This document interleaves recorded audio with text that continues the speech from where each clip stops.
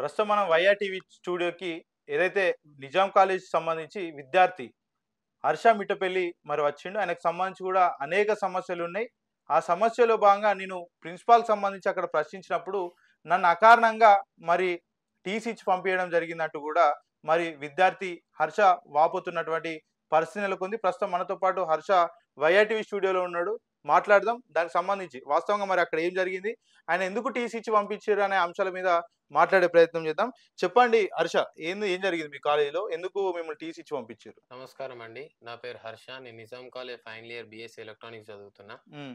కాలేజ్‌లో అనేక రంగాలుగా సమస్యలనేటివి ఉన్నాయి. హ్మ్. ఎట్లా అంటే ఒక ఎగ్జామ్ రాద్దామన్నా గూడా ఆ విద్యార్థి జీవితం ఎలా నాశనం జేయాలనేసి ఆలోచిస్తున్నట్టుగా మనకు సంకోచాలనేవి తెలుస్తున్నాయి. అది ఎట్లా అంటే ఒక విద్యార్థి అతనికి నిజంగానే అటెండెన్స్ ఉన్నా కూడా హ్మ్. అటెండెన్స్ లేదని పేరు జెప్పి అతని చేత 1300 ఎగ్జామ్ ఫీ కట్టించుకొని ఎగ్జామ్ రాయనీయకుండా చేసిండు హ్మ్. ప్రిన్సిపల్. హ్మ్. అలాగే దాని తర్వాత విషయం ఇది సరే అని పోనీ అని వదిలేస్తే హ్మ్. రీవాల్యుయేషన్ రిజల్ట్ ఇవ్వకుండానే బ్యాక్‌లాగ్ ఎగ్జామ్ కండక్ట్ చేసిండు. ఒక విద్యార్థి అనే వ్యక్తి రీవాల్యుయేషన్ రిజల్ట్ ఎందుకు పెట్టుకుంటారు సార్? హ్మ్. అతను ఫెయిల్ అయిండా? పాస్ అయిండా? రాసిన ఎగ్జామ్ నిజంగా కరెక్టా? కాదా? అని రీవాల్యుయేషన్ మళ్ళీ వాల్యుయేషన్ చేయించుకుంటారు. హ్మ్. అటువంటిది ఆ రిజల్ట్ వస్తేనే కదా తను పాస్ అయిండా? ఫెయిల్ అయినా అని తెలిసేది. హ్మ్. అది ఇవ్వకుండానే బ్యాక్‌లాగ్ ఎగ్జామ్ కండక్ట్ చేసిండు. హ్మ్. సరే అది వదిలేయండి.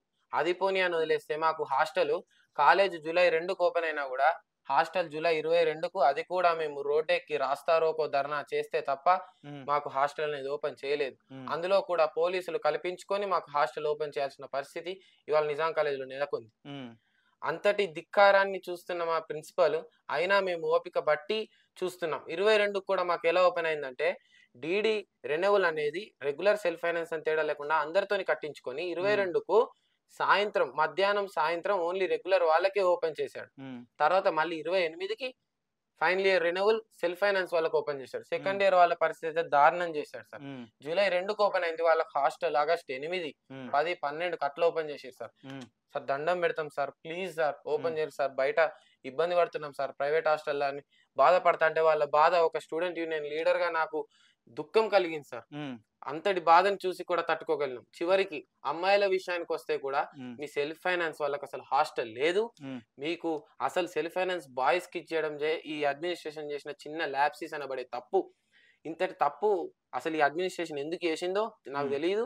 ఇప్పటికి గర్ల్స్‌కి అసలు హాస్టల్ లేదు హ్మ్. అనంటే ఎందుకు లేదు సార్ అంటే స్పేస్ లేదు. హ్మ్. స్పేస్ ఎందుకు లేదు సార్? మరి స్పేస్ లేకపోతే వేరే హాస్టల్ అనేది అలాట్ చేయాలి కదా సార్ మాకు ఖచ్చితంగా. మాకు హాస్టల్ ఉన్నందుకే కదా సార్ మేము ఇక్కడికొచ్చినాం. హాస్టల్ ఉంది కాబట్టే ఈ నిజాం కాలేజ్‌ని చూజ్ చేసుకున్నాం. హ్మ్. సెకండ్ ఇయర్ నుంచి మాకు హాస్టల్ ఉంటదనే కదా సార్ మేము వచ్చిందని ఆహ్, ఆహ్, లేడీస్ విద్యార్థులు ప్రశ్నించే హ్మ్. వాళ్ళని గూడా బయటికి పోయి సావు పోర్రి. హ్మ్. మీరెందుకొచ్చిర్రు? మమ్మల్ని అడుగొచ్చిర్రా? మమ్మల్ని ఏం చేయమంటారు? మీ పేరెంట్స్‌ని అడిగి తెలుసుకోపోర్రి. హ్మ్. మమ్మల్ని ఏం చేయమంటారు హాస్టల్ లేనప్పుడు? అంటే నిజంగానే అందులో స్పేస్ లేకపోయినా గూడా అంటే చావండి అని అనేది ప్రిన్సిపలా? లేదు. కవిత మేడం అని ఏం చేస్తదామె? ఆమె హిస్టరీ డిపార్ట్‌మెంట్ సైకాలజీ డిపార్ట్‌మెంట్‌కి లెక్చరర్. హ్మ్. నేను బీఎస్సీ హ్మ్. ఆమె సైకాలజీ తరపున ఒక లెక్చరర్. హ్మ్. అట్లనే అకౌంటెంట్. హ్మ్. ఇంతకుముందు ఆమె ప్లేస్‌లో యాదగిరి గాజుల సార్ ఉండే. హ్మ్. ఆ సార్‌ని తీసేసిర్రు. అనేక రకమైన రూమర్స్ గూడా వచ్చినాయి. హ్మ్. అంటే ఆ సార్ ఫ్రాడ్ చేసిండని, హ్మ్. లేపోతే 70 లాక్స్ వరకు ఇట్లిట్లా లెక్కలు చూపించకుండా హ్మ్. ఎళ్ళిపోయిండనేసి, లేకపోతే ఇంకొంతమంది వేరే కాడ ప్రమోషన్ వచ్చిందని, అట్లా చాలా వరకు రూమర్స్ ఉన్నాయి. హ్మ్. కానీ అదేమైందో మాకింకా నిజంగా, నిజాయితీగా మాకింకా తెలీలేదు. హ్మ్. ఆ సార్ ప్లేస్‌లో ఈ కవిత మేడంని హ్మ్. అపాయింట్ చేశారు హ్మ్. అకౌంటెంట్‌కి.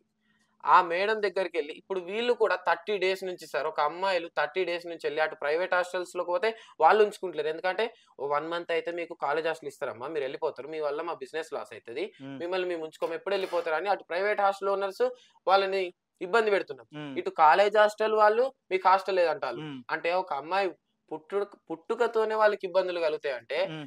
ఇక్కడ చదువుకునే దగ్గర గూడా వాళ్ళకి స్వేచ్ఛ లేకుండా హ్మ్. వాళ్ళొక ప్రశ్నల కోసం జస్ట్ వసతి గృహాలు సార్. హాస్టల్ అంటే ఏముంటది? వసతి గృహాలు. హ్మ్. వసతి గృహాలు కూడా కల్పించలేని పరిస్థితిలో నిజాం కాలేజ్ అడ్మినిస్ట్రేషన్ తయారైంది. హ్మ్. లేకపోతే నిజాం కాలేజ్ హాస్టల్ సెక్షన్‌దా తప్పు.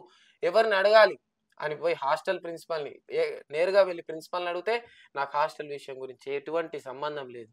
మీకంటూ ఒక హాస్టల్ ప్రిన్సిపల్‌ని అపాయింట్ చేశాను. హ్మ్. అతని పేరు ఆప్కా నాగేశ్వరరావు సార్. హ్మ్. ఆ సార్‌ని ఎళ్లి అడగండంటే, ఆ సార్ నాకు చూస్తానమ్మా అని హ్మ్. లాగ్ చేయడం. హ్మ్. లేకపోతే లేదనడం ఒకసారి. హ్మ్. అట్లా వాళ్ళు 30 డేస్ హ్మ్. సైలెంట్ ప్రొటెస్ట్ చేసినా, ఎన్నో రిప్రజెంటేషన్ లెటర్స్ ఇచ్చినా గూడా హ్మ్. వాళ్ళని పట్టించుకోలేదు.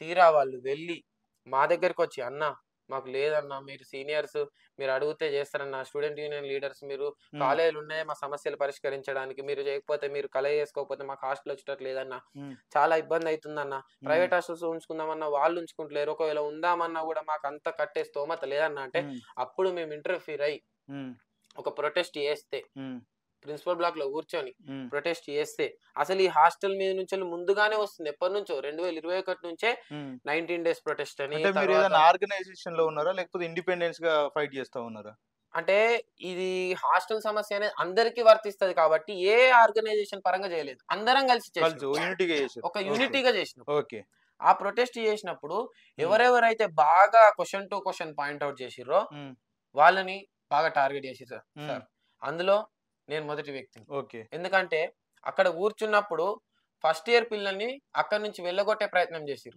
అంటే ఫస్ట్ ఇయర్ పిల్లలకు మీకు హాస్టల్ గురించి ఏం సంబంధం మీరు వెళ్ళిపోండి అని చెప్పారు ఇవాళ వాళ్ళు ఫస్ట్ ఇయరే కావచ్చు రేపటి కాలంలో వాళ్ళు కూడా సెకండ్ ఇయర్ కి వస్తారు వాళ్ళకు కూడా హాస్టల్ కావాల్సిన పరిస్థితి వస్తుంది ఇవాళ ఈ ప్రాబ్లం నీ దాకా రాకపోయినా రేపటి రోజున ఈ ప్రాబ్లం నీదే ఇలాంటి మాటలు చెప్పి నేను వాళ్ళని ఉత్తేజపరిచి అక్కడ కూర్చోబెట్టినందుకు వాళ్ళు నా మీద ఇటువంటి టార్గెట్ అనేది చేసిరు సార్ నన్ను లోపలికి అదే రోజు ఆ సైలెంట్ ప్రొటెస్ట్ జరిగిన రోజు సైలెంట్ ప్రొటెస్ట్ ఆగస్టు 5th జరిగింది అంటే మేము కలెక్ట్ చేసుకునేది దానికంటే ముందు 30 days నుంచి జూలై 5th నుంచే వాళ్ళు ఒక 30 days నుంచి సార్ చుట్టూ తిరగడం అంటే ఓన్లీ అమ్మాయిలు మేము కలెక్ట్ చేసుకోలేదు మేము కలెక్ట్ చేసుకునేది ఆగస్టు 5th రోజు అంటే స్లోగన్స్ కొత్త స్లోగన్స్ ఇవ్వడం గానీ అంటే సెల్ఫ్ ఫైనాన్స్ వాళ్ళకు ఇప్పుడు హాస్టల్ కు ఒక కమిటీ ఉంటుంది సార్ ఆ కమిటీ వాళ్ళు వచ్చి స్టూడెంట్స్ ని రాంగ్ ప్రొవకేషన్ చేసాడు అమ్మాయిల్ని మీ సెల్ఫ్ ఫైనాన్స్ వాళ్ళకు హాస్టల్ లేదు అసలు అని అంటే వాళ్ళు నిజమే కావచ్చు అనుకొని బాధపడతా అంటే వాళ్ళని చూసి దుఃఖం కలిగి నేను ఆగస్ట్ 5th రోజు నేను కలగ చేసుకొని లేదు ఒకవేళ నిజంగానే సెల్ఫ్ ఫైనాన్స్ వాళ్ళకి హాస్టల్ లేకపోతే ఇనాగరేషన్ అయింది 2021 లో అప్పటి నుంచి సెల్ఫ్ ఫైనాన్స్ వాళ్ళకి ఇవ్వకుండానే ఉండాలి మీ సీనియర్ల వరకు ఇచ్చి మీకే ఇవ్వకుండా చేస్తారంటే ఇది ఈ ప్రిన్సిపల్ వచ్చినప్పటి నుంచే జరుగుతుంది సో ఈ తప్పు ఎక్కడుంది అడ్మినిస్ట్రేషన్ దగ్గర ఉంది సెల్ఫ్ ఫైనాన్స్ కోర్సులు లేదు సెల్ఫ్ ఫైనాన్స్ కోర్స్ కి హాస్టల్ లేదని ఎక్కడా లేదు ఎక్కడ యూజీసీ గైడ్ లైన్స్ లో కూడా రాసి పెట్టలేదు సార్ రెగ్యులర్ వాళ్ళకి హాస్టల్ అని ఏ ప్రభుత్వం కూడా కట్టించలేదు విద్యార్థులకు హాస్టల్ అని కల్పించింది అంతే దాన్ని బేస్ చేసుకుని రెగ్యులర్ వాళ్ళకి ఎక్కువ సెల్ఫ్ ఫైనాన్స్ తక్కువ అనేసి సెల్ఫ్ ఫైనాన్స్ 163 మంది జీవితాలు సార్ వాళ్ళకు వసతి గృహాలు లేకుండా చేసినందుకు గాను మేము కలగ చేసుకొని మాట్లాడినందుకు ఆ రోజు ప్రొటెస్ట్ చేసి బాగా ఉత్తేజపరిచినందుకు మేము స్లోగన్స్ ఇచ్చినందుకు మమ్మల్ని టార్గెట్ చేసి బయటకు వచ్చి ఇది పెద్ద ఎత్తున అయ్యేలాగుంది ఇంతటితో ఆపాలని బయటకు వచ్చి కమిటీ వేస్తాం హాస్టల్ కమిటీయే మళ్ళీ ప్రిన్సిపల్ వచ్చి కూడా మాకు ఎన్నడూ కూడా మేము ఇంత కష్టపడి 30 రోజులు తిరిగితే ఒక్క రోజు కూడా మాకు ప్రిన్సిపల్ సార్ స్పందించింది ఇప్పుడు మీ కాలేజీలోనే 30 రోజులు ప్రొటెస్ట్ జరిగినా కూడా అక్కడ ఉన్నటువంటి ప్రిన్సిపల్ పట్టించుకోలేదు ఇది క్లియరా పట్టించుకోలేదు 30 రోజుల నుంచి అమ్మాయిలు తిరిగిరు సార్ చుట్టూ తీరా మేము ప్రొటెస్ట్ చేసిందేమో ఆగస్ట్ 5th రోజు 30 days ఏమో సార్ కి రిప్రజెంటేషన్ లెటర్స్ ఇచ్చుకుంటా సార్ అని ప్రాధేయపడుకుంటా చేసినా కూడా పట్టించుకోలేదు సార్ మా ప్రిన్సిపల్ సార్ అంటే కేర్ టేకర్ మీదకి నెట్టేయడం హాస్టల్ ప్రిన్సిపల్ మీదకి నెట్టేయడం లేకపోతే అకౌంటెంట్ మీదకి నెట్టేయడం అంటే తన మీదకి వచ్చే ఆ స్టూడెంట్స్ ఉధృతాన్ని పక్క అధికారుల మీదకి నెట్టేయడం ఆగస్ట్ 5th రోజు మేము కలెక్ట్ చేసుకునేసరికి ఏమైంది ఇది పెద్ద ఎత్తున పోయేలా ఉంది అనేసి దట్టు అప్పటికి కూడా హాస్టల్ కమిటీ వచ్చి మేము ఒక కమిటీ వేస్తాం దీని మీద సపరేట్ కమిటీ వేసి మీకు రిజల్ట్ ఇస్తాం మీకు ఖచ్చితంగా హాస్టల్ అనేది కలగ చేస్తాం అని చెప్పారు చెప్తే ఇప్పుడు నోటి మాటలు నీటి రాతలు అంటారు సార్ అట్లా అనేసి గర్ల్స్ కూడా భావించి మాకు హాస్టల్ అనేది రిజల్ట్ వచ్చేదాకా మేము చేస్తాం మీరు కమిటీ వేయండి సార్ ఓకే మేము సైలెంట్ గానే చేస్తున్నాం కదా ఇన్ఫ్రాస్ట్రక్చర్ డ్యామేజ్ చేయట్లేదు ఎటువంటి వస్తువులు కానీ మేము విరగొట్టడం లేదు మేము సైలెంట్ ప్రొటెస్ట్ చేస్తున్నాం కాబట్టి మాకు ఆన్సర్ వచ్చేంత వరకు చేస్తామని మళ్ళీ వెళ్ళి ఆగస్ట్ 6th రోజు కూర్చున్నారు అయితే నేనేం చేసిన ఆగస్ట్ 5th రోజు మాకు 2 days టైం ఇచ్చారు కమిటీ ఇస్తామని సో 2 days ఆగుదాం అప్పటికి వాళ్ళు చేయకపోతే మనకు ఎటువంటి రిజల్ట్ ఇవ్వకపోతే చేద్దాం అనేసి నేను ఎలక్ట్రానిక్స్ క్లాస్ వింటుంటే నన్ను మా వీణా మేడం అని కంప్యూటర్ సైన్స్ మేడం ఆ మేడం పిలుస్తుంది అనేసి ప్రిన్సిపల్ బ్లాక్ రమ్మన్నారు వీణా మేడం కంప్యూటర్ సైన్స్ మేడం పిలిస్తే ల్యాబ్ రోజు ఆగస్ట్ 6th రోజు అంటే 5th రోజు రిప్రజెంటేషన్ ఇచ్చారు 6th రోజు చేస్తామని 2 days ఆగండి అని చెప్పారు సో నేను 2 days ఆగుదాం అనుకున్నా 6th రోజు నేను క్లాస్ వింటున్నా శశిధర్ సార్ ఎలక్ట్రానిక్స్ క్లాస్ వింటున్నా లాజిక్ గేట్స్ టాపిక్ మీకు ఇంకా గుర్తుంది నన్ను పిలిపించారు సార్ ఏమనంటే వీణా మేడం కంప్యూటర్ సైన్స్ మేడం పిలుస్తుంది ప్రిన్సిపల్ బ్లాక్ లో ఉందని వీణా మేడం పిలిస్తే కంప్యూటర్ ల్యాబ్ కి పిలవాలి లేకపోతే పాలన క్లాస్ రూమ్ కి పిలవాలి ప్రిన్సిపల్ బ్లాక్ ఎందుకు పిలుస్తారు సార్ సరే నిజంగానే పిలిచిందేమో, ఎందుకంటే మేడం కూడా హాస్టల్ కమిటీ మెంబర్. మరి కమిటీ గురించి ఏమన్నా అనేసి పిలుస్తుందేమో అనుకొని పోయే వరకు మేడం లేదు సార్. ఈ ఈ అకౌంటెంట్ ఎవరైతే ఉన్నారో కవిత మేడం నా భుజం పట్టుకొని నన్ను ప్రిన్సిపల్ ఛాంబర్ లోపలికి దొబ్బి, సార్ ఇగో వీడే హర్ష సార్, నిన్న బాగా మాట్లాడింది సార్ వీడు అని అన్నమల్లి. నేను చెప్పండి సార్ అనే విధంగా నేను సార్ని అప్రోచ్ అయినా. సార్ ఏ ఇయర్ బాబు నువ్వు అంటే ఫైనల్ ఇయర్ అన్న సార్. నా డీటెయిల్స్ కలెక్ట్ చేసుకొని మా పేరెంట్ నెంబర్ తీసుకున్నారు. పేరెంట్ కాల్ చేస్తా అన్నారు, నీ మీద రెస్టిగేషన్ చేస్తా, ఎఫ్ఐఆర్ చేస్తా అన్నారు. ఈ కవిత మేడం రెస్టిగేషన్ ఎందుకు చేస్తామని చెప్పారు? ఏమన్నా పర్టికులర్ రీజన్? ఈ స్టూడెంట్స్ ని రాంగ్ ప్రొవకేషన్ చేసి టు మేక్ ఏ ధర్నా. అందుకే నేను ఆడియో ప్రూఫ్ కూడా పెట్టుకున్నా సార్. నేను ఆడియో ప్రూఫ్ నేను పెట్టుకున్నా. ఎందుకనంటే ధర్నా చేయడం అనేది అండర్ ఆర్టికల్ 16 కింద మాకు రాజ్యాంగం కింద అంతే కదా. ఎవరైనా కూడా శాంతియుతంగా ఎవరైనా కూడా ధర్నా చేయొచ్చు, నిరసన చేయొచ్చు, దాంట్లో ప్రాబ్లం ఏం లేదు. Right to protest, we have a right to protest. Okay. ఇంకా స్టూడెంట్స్ అనే వాళ్ళం కాలేజ్ అనేది మాది అనే భావన మాకు ఉంటుంది సార్. ఇప్పుడు స్టూడెంట్స్ అనేవాడే లేకపోతే లెక్చరర్ ఎవరికి పాఠాలు చెప్తారు సార్? ఓకే. అంటే ఇప్పుడు ఒక క్వశ్చన్ అడుగుతున్నా, అనేక సందర్భాల్లో ఇదే నిజాం కాలేజ్ లో ధర్నాలు చేసిరు, రాత్రి భావాలు కూడా నిరసన తెలియజేసారు, ప్రభుత్వం మీద కావచ్చు, అక్కడ ఉన్నటువంటి ప్రిన్సిపాల్ మీద కావచ్చు. మరి వాళ్ళందరి మీద అయినటువంటి ఏదైతే రెస్టిగేషన్ ఉందో కేవలం నీ మీద ఎందుకు చేయాల్సి వచ్చింది? నా మీద ఎందుకు చేయాల్సి వచ్చిందంటే ఇటువంటి ప్రొటెస్ట్ అనేది జరగడం ఈ ప్రిన్సిపల్ సార్ వచ్చిన తర్వాత జరిగిన ఫస్ట్ సార్ ఇది. ఓకే. ఎందుకు జరిగింది అనేది కూడా మీకు ఇప్పుడు క్లియర్ గా చెప్పబోతున్నా సార్. నన్ను లోపలికి పిలిపించి అనేక రకాలుగా భయపెట్టారు సార్. భయపెట్టినప్పుడు ఏమైందంటే నేను ఎఫ్ఐఆర్ ఫైల్ చేస్తాను, కవిత మేడం మళ్ళీ వచ్చి సార్ నేను ఈ బాబు మీద మాత్రం ఎఫ్ఐఆర్ ఫైల్ చేస్తాను, మీరు ఏమన్నా అనుకోండి అని అన్నారు.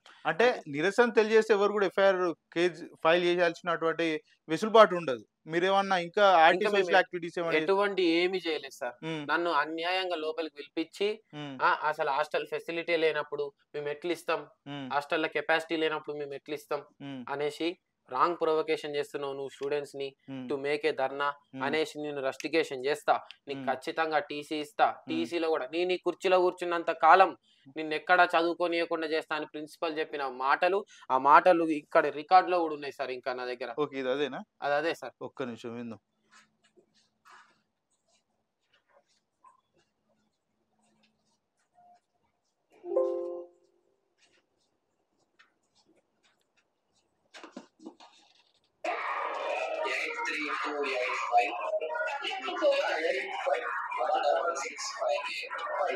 మీ ఫోన్ నెంబర్? మా ఫాదర్ ఫోన్ నెంబర్ అడిగారు సార్.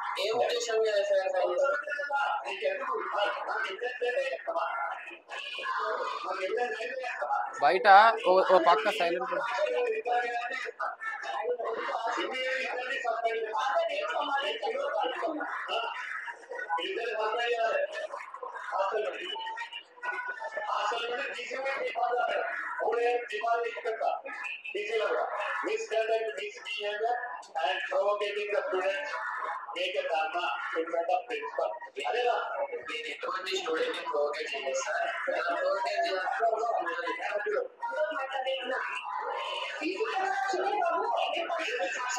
డెన్షూరా? ఎందుకంటే ఆయన మిమ్మల్ని అన్నది ప్రిన్సిపాలేనా?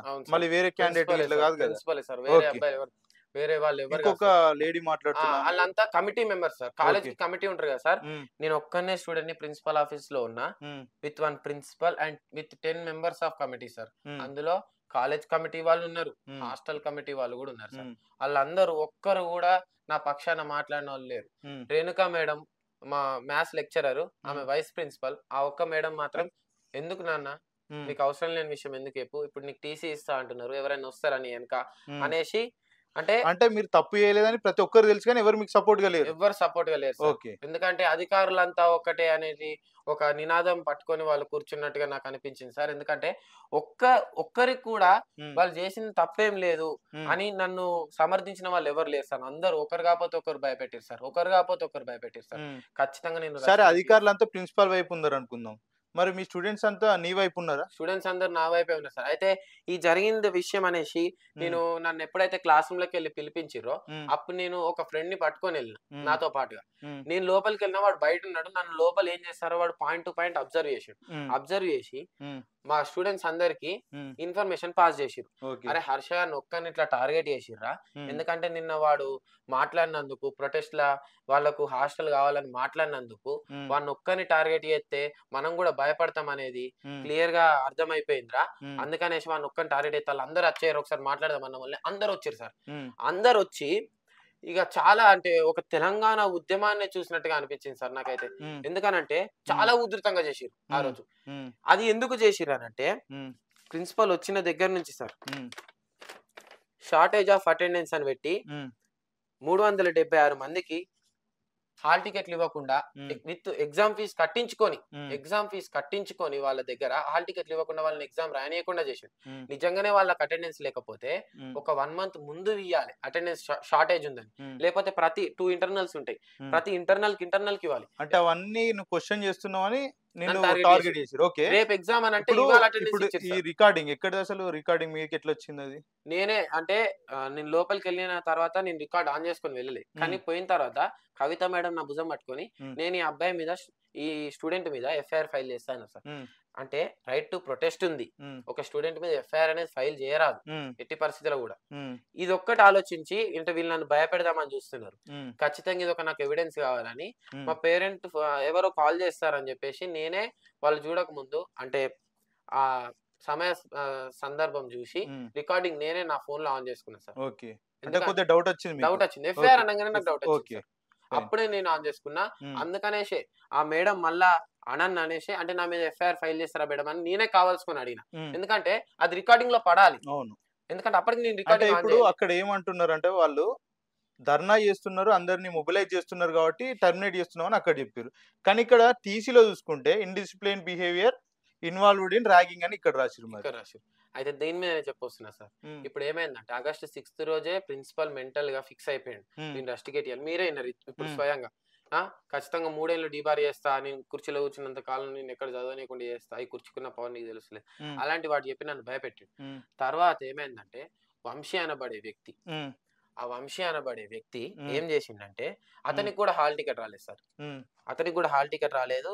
అప్పుడు ఏమైందంటే నన్ను అప్రోచ్ అయ్యారు. ఉమ్, అప్రోచ్ అయినప్పుడు అన్న ఇట్లా జరిగింది ఇట్లా అయిందంటే ఉమ్, నిజంగానే నీకు అటెండెన్స్ లేదు. ఉమ్, కొంతమందికి అటెండెన్స్ ఉండి రానోళ్ళు ఉన్నారు హాల్ ఉమ్, టికెట్. ఉమ్, నిజంగానే నీకు లేదు, నువ్వు సెకండ్ సెమ్ రాలేదని నువ్వే చెప్తున్నావు. ఉమ్, అటెండెన్స్ లేనప్పుడు నేను దీన్ని అస్సలు ప్రోత్సహించలేను, ఎందుకంటే కాలేజ్ ఉన్నదే ఉమ్, రావడానికి చదువుకోవడానికి. ఉమ్, నువ్వు రాలేదు కాబట్టి నీకు హాల్ టికెట్ రాదు అని నేను కరాఖండిగా వాడితో చెప్పిన సార్. ఉమ్, ఇంకొక విషయం సార్, వాడు ఫస్ట్ ఇయర్ ఉమ్, హాస్టల్లోనే ఉన్నాడు. ఉమ్, అంటే యాజ్ ఏ నాన్ బార్డర్ గా ఉమ్, ఉన్నాడు. ఎందుకు ఉన్నాడు అంటే ఫ్యామిలీ ఇబ్బందిలో ఉన్నది ఉమ్, అనేసి కొంతమంది సీనియర్లకు చెప్తే వాడిని తీసుకొచ్చి హాస్టల్లో పెట్టుకున్నారు. ఉమ్, నేను పోయి డీడీ లేనప్పుడు నువ్వు హాస్టల్ ఎందుకు ఉంటాను ఉమ్, అని నేను వాడిని అన్నా, ఎందుకంటే ఉమ్, డీడీ లేనప్పుడు హాస్టల్లో ఉండదు, ఉమ్, ఎందుకు ఉంటున్నావు అని నేను వాడిని అడిగి అప్పుడు తిట్టిన.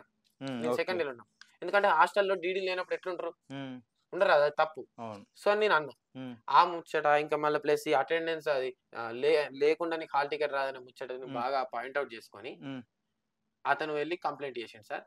దీనికి ప్రిన్సిపల్ తోడై ప్రిన్సిపల్ పర్సనల్ కక్ష పెట్టుకొని ఉమ్, ర్యాగింగ్ అనే కేసు పెడితే ఇది గవర్నమెంట్ రూల్ పెట్టింది కాబట్టి ఎవరు ఉమ్, కూడా సపోర్ట్ చేయరు, అయిపోయింది వీళ్ళ లైఫ్ అయిపోయింది, ఉమ్, ఇంతటితో మీరు చాప్టర్ క్లోజ్ చేయొచ్చు అనేసి.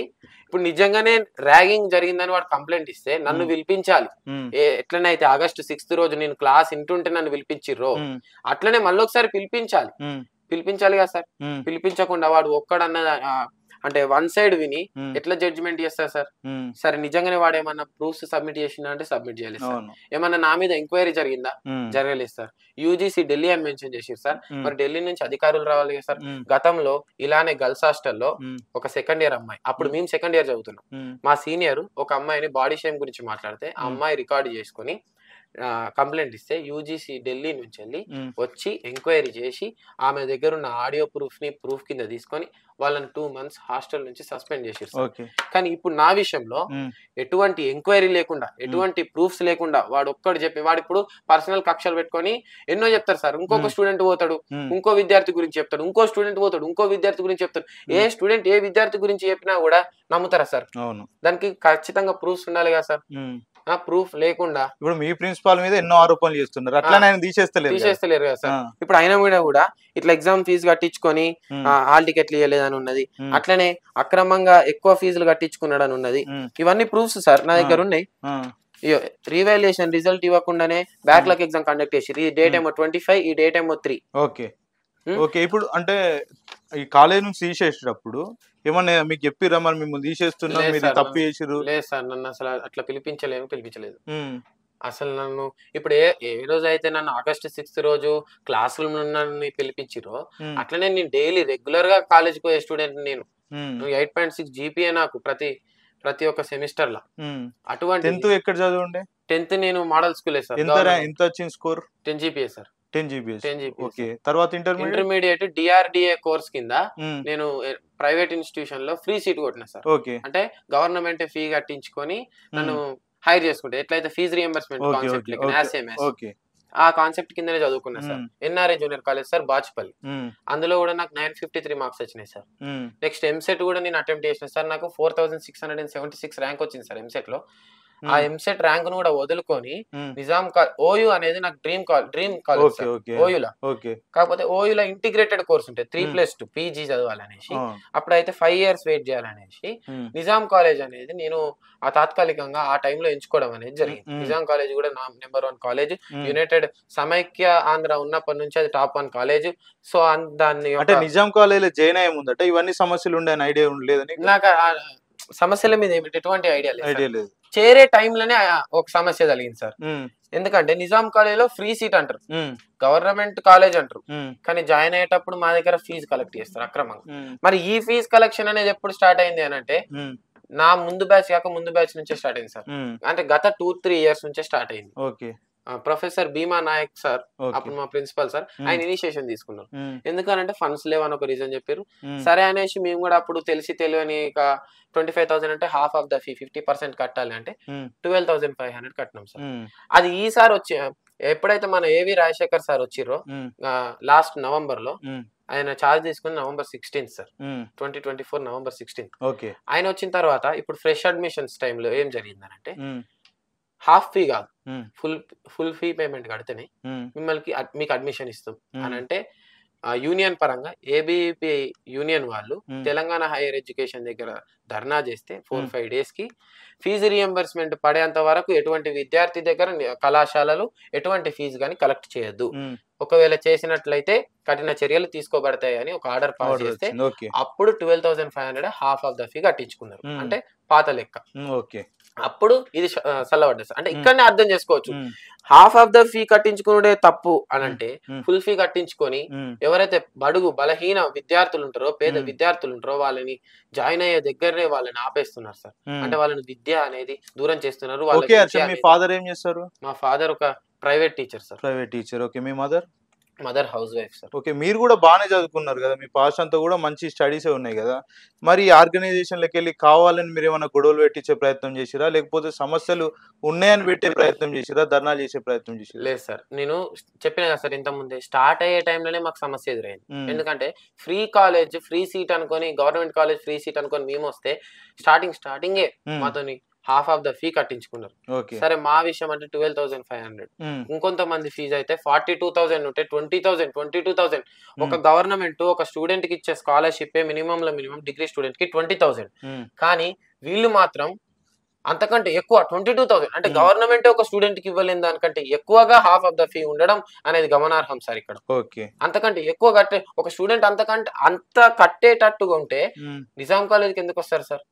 ఒక ప్రైవేట్ ఇన్స్టిట్యూషన్ కి వెళ్తారు కదా, లేకపోతే ఒక బీటెక్ మేనేజ్మెంట్ సీటే కొనగలుగుతారు కదా. ఓకే. ఇప్పుడు నిన్ను రెస్ట్రిక్ట్ చేసినప్పుడు కొంతమంది ఖచ్చితంగా స్టూడెంట్స్ ఎవిడెన్స్ కావాలి. అవును సార్. విక్టిమ్ ఎవిడెన్స్ కూడా కావాలి. విక్టిమ్స్ దగ్గర నుంచి కూడా తీసుకుంటారు కదా ప్రూఫ్స్. అట్లేమన్నా తీసుకునే ప్రయత్నం చేసిరా? అట్లాంటివి ఏం చేయలేదు సార్. నిజంగా వాళ్ళు నా మీద యాక్షన్ అనేది తీసుకోవాలనుకుంటే నన్ను విక్టిమ్ ని, అంటే నేను ఇప్పుడు నా మీద కంప్లైంట్ అయింది కాబట్టి నేను అక్యూజ్డ్, నన్ను విక్టిమ్ ని ఎదురెదురుగా నిల్చోబెట్టి క్రాస్ ఎగ్జామినేషన్ అన్న చేయాలి కదా సార్. కనీసం అది కూడా చేయలేదు సార్. ఇప్పుడు ఒక ర్యాగింగ్ జరుగుతుందంటే దాంట్లో నాకు తెలిసి 2, 3, 4, 5, 6 మెంబర్స్ అయితే అక్కడ ఉంటారు అక్యూజ్ లో. అవును. మీరు ఒక్కరే ర్యాగింగ్? నేను ఒక్కరిని ఎట్లా చేయగలుగుతా సార్? ఇది పక్కా నా మీద కక్ష పెట్టుకొని నేను ఈ కాలేజ్ సమస్యల మీద ప్రిన్సిపల్ ని క్వశ్చన్ చేస్తున్నా అనేసి ఈ కక్ష పెట్టుకొని చేసిరు సార్. మళ్ళీ ఇంకొక విషయం సార్, కాలేజ్ అనేది నాకు ఎట్లుంటది అంటే ఇది నా కాలేజ్, దీని సమస్యల్లో ఉంటే నేను చూడలేను. అది నా సమస్య కావచ్చు, పక్క విద్యార్థి సమస్య కావచ్చు. ఇప్పుడు ఒక విషయం ఉంది సార్, ఎవరికి వారే యమునా తీరే అని నడిస్తే కదులుతుందా సార్ ముందుకి? ఎటువంటి ఎక్కడ కదలదు. చేయి కలిస్తేనే జోడీ అవుతుంది, జోడీ కలిస్తేనే ఒక దేశం అవుతుంది సార్. అట్లనే ఇప్పుడు ఒక విద్యార్థికి సమస్య వచ్చినప్పుడు ఇంకో విద్యార్థి కాకపోతే ఎవరు అడుగుతారు సార్? ఇప్పుడు మీరే చూసిర్రు, జస్ట్ హాస్టల్ గురించి, వసతి గృహాలు, ఎలక్షన్ కమిషన్ కు అయిన ఆఫీసర్ కస్టడీ 3 months వసతి గృహాలు కల్పిస్తారు సార్. కానీ మాకు అటువంటి వసతి గృహాలు కూడా కల్పించలేని పరిస్థితిలో ఉన్నారని అది క్వశ్చన్ చేసినందుకే నన్ను ఇంతగానో టార్గెట్ చేసి ఇంత అది చేసిరు. అటువంటిది నేను ఇంకా వేరే క్వశ్చన్ చేసింది అనుకోండి, ఇంకా వేరే పక్షాన్ని కూడా నేను క్వశ్చన్ చేసిన. ఎట్లా అంటే హాస్టల్ సెక్షన్ కి పోయి అక్రమంగా మెస్ బిల్లులు కట్టించుకుంటారు అమ్మాయిల దగ్గర, అది క్వశ్చన్ చేసిన. ఇంకా డాటా సైన్స్ వాళ్ళకి సార్ 50 days నుంచి వాళ్ళకి లెక్చరర్స్ లేదు సార్. 50 days నుంచి డాటా సైన్స్ అనేది హై లెవెల్ కోడింగ్ లాంగ్వేజ్, వాళ్ళకి 50 days నుంచి లెక్చరర్స్ లేకపోతే వాళ్ళు ఎట్లా చదువుకుంటారు? వాళ్ళు ఇంకా హైయెస్ట్ ఫీ పేమెంట్ 42,000, వాళ్ళందరికన్నా ఎక్కువ పే చేస్తారు, వాళ్ళు ఎట్లా చదువుకుంటారు? ఈ విషయం మీద కూడా నేను అడిగితే ఇది హెచ్ఓడి వాళ్ళని అడగండి అని అన్నారు సార్. హెచ్ఓడి ఎవరు? రేణుక మేడం, మా మ్యాథ్స్ లెక్చరర్. మరి ఇట్లున్నది మేడం పరిస్థితి, 50 days నుంచి వాళ్ళకి లెక్చరర్స్ లేరంట. ఏం పరిస్థితి అని అంటే, ఇది రిక్రూట్మెంట్ కావాలమ్మా, మొన్న జీతాలు రాకపోయేసరికి చాలా మంది రిజైన్ చేసి వెళ్ళిపోయారు. సో అందులో ఈ డేటా సైన్స్ లెక్చరర్స్ కానీ స్టాట్స్ లెక్చరర్స్ కానీ రిజైన్ చేసి వెళ్ళిపోయారు. అందుకోసం అనేది వీళ్ళకి లెక్చరర్స్ లేరు. ఒకవేళ వీళ్ళు పోయి అడిగితే చూద్దాం, ఎవరైతే డాటా సైన్స్ స్టూడెంట్స్ పోయి అడిగితే చూద్దాం అని చెప్పడం సార్. నాలాంటి ప్రశ్నించే వ్యక్తి పోయి అడిగితే నీకేం సంబంధం, నువ్వు డాటా సైన్స్ కాదు కదా అని నా గొంతు నొక్కేయడం. అంటే ఓకే, ఇక్కడ నోటీస్ మీదేనా? ఇది ఇచ్చినటువంటి నోటీస్ సార్, నాకు అందజేసారు సార్.